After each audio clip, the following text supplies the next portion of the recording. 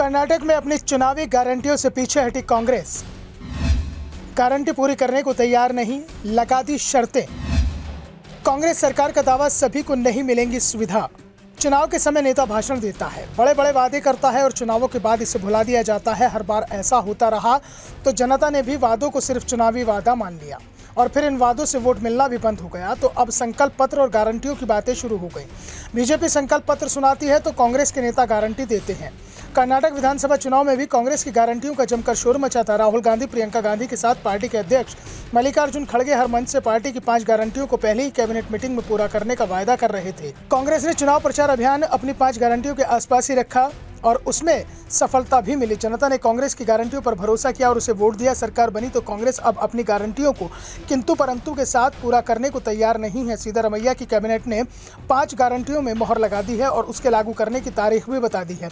CM Siddaramaiah ने घोषणा की है कि सभी 5 गारंटी इस वित्तीय वर्ष के भीतर ही लागू कर दी जाएंगी। महिलाओं के लिए फ्री बस यात्रा योजना 11 जून से लागू हो जाएगी। जुलाई से 200 यूनिट तक मुफ्त बिजली दी जाएगी। महिला मुखिया को अगस्त से 2000 रुपये और बीपीएल कार्ड धारकों के लिए सभी सदस्यों को 1 जुलाई से 10 किलो चावल मुफ्त दिया जाएगा।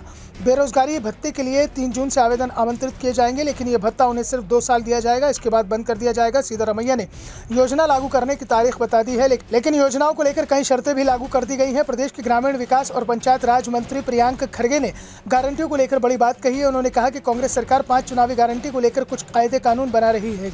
ऐसी कोई योजना नहीं है जो सभी के लिए मुफ्त हो। केंद्र सरकार या राज्य सरकार की कोई एक योजना दिखा दो जो बिना किसी मानदंड के चलती है। हर सरकारी योजना चाहे वो केंद्र की हो या राज्य की हो, कुछ नियमों और विनियमों के साथ आती है। दरअसल कांग्रेस ने चुनावों में 5 गारंटियां दी थी, जिसमें सबसे मुख्य और पहली गारंटी यह थी कि सभी घरों को गृह ज्योति स्कीम के चलते 200 यूनिट बिजली मुफ्त दी जाएगी। इसके साथ ही दूसरी गारंटी ये कि परिवार की महिला मुखिया को गृह लक्ष्मी योजना के तहत 2000 रुपये प्रति महीना सहायता दी जाएगी। इसके साथ ही अगर तीसरी गारंटी की बात करें तो तीसरी गारंटी यह है कि बीपीएल परिवार के प्रत्येक सदस्य को अन्न भाग्य स्कीम के चलते 10 किलो चावल मुफ्त दिए जाएंगे।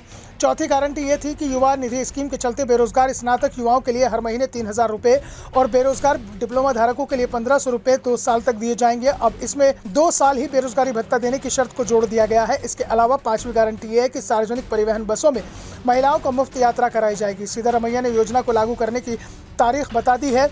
मंत्रिमंडल ने भी मोहर लगा दी है, कुछ शर्तें भी लगाई हैं। अब सरकार की कोशिश है कि इस साल के आखिरी तक इस योजना का लाभ लाभार्थियों तक पहुंचा दिया जाए, जिसका फायदा लोकसभा चुनाव में उठाया जाए। कांग्रेस ने कर्नाटक में 28 में से 20 लोकसभा सीटों को जीतने का टारगेट सेट किया है। पार्टी की कोशिश है कि अपनी गारंटियों को लागू कर उसका प्रचार कर उसे वोट में तब्दील किया जाए। जो उसे विधानसभा चुनाव में मिला है तो उसे अपने पास वो बनाए रखना चाहती है।